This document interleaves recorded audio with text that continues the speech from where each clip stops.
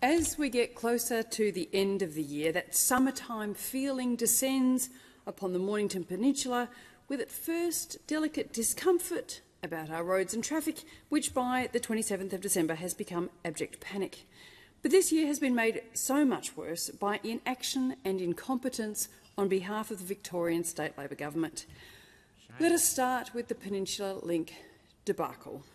A planned closure for major works meant that all southbound lanes of Peninsula Link towards Rosebud were closed between Bungour Road and the Murdoch Highway from the 28th of September to a scheduled 29th of October. And whilst this led to a huge bank-up of traffic on the old roads heading south, we endured, counting down the days to the 29th of October, only to find that when we reached the unofficial launch date of the holiday season, that is the Cup Day long weekend, that the road was still shut down.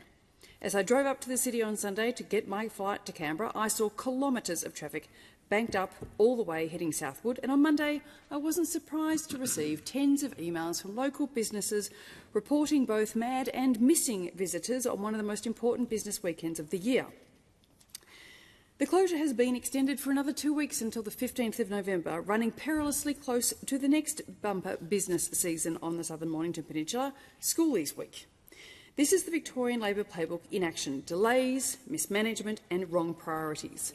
Rather than upgrading the crumbling local roads that people use every single day, Labor was busy resurfacing one of the better roads on the peninsula and shutting it down completely to do so for weeks.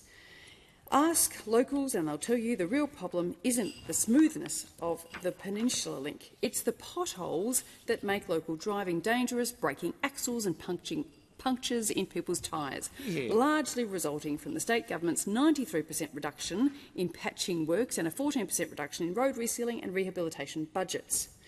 But nowhere is Labor's neglect more deadly than at the intersection of the Nepean Highway and Uralla Road in Mount Martha.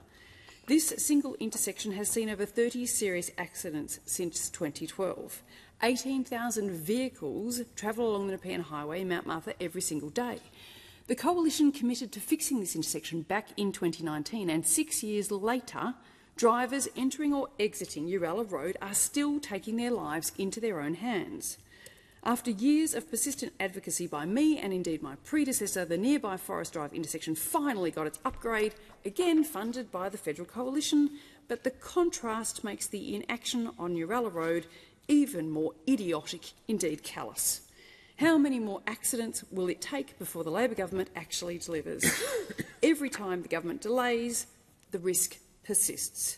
And it's not just the highways. In Murdoch, parents are living through a traffic management nightmare right outside the local primary school.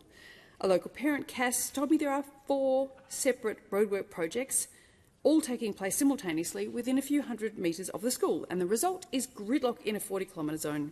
Parents are late to pick up their kids, drivers are becoming aggressive, there's been multiple near misses and several minor collisions. Local police are now stationed at the site during pick-up times, not for speeding, but just to stop traffic chaos from breaking out. That's not policing, it's babysitting the government's horror mismanagement. And then to top it off, our council recently flagged an intention to lower speed limits along Point Nepean Road between Dramana and Rye to between 40 and 50 kilometres an hour. We learnt this week, of course, that lowering speed limits is one of Labor's mad ideas to limit carbon emissions, according to the Department of Infrastructure's own consultation, but this proposed change will add many wasted minutes to the daily commute up and down the peninsula. Residents are right to be frustrated, indeed furious. The southern Mornington Peninsula is now like a battle of Gallagher, with ever-changing speed limits, potholes, narrow and dangerous bike lanes and constant roadworks.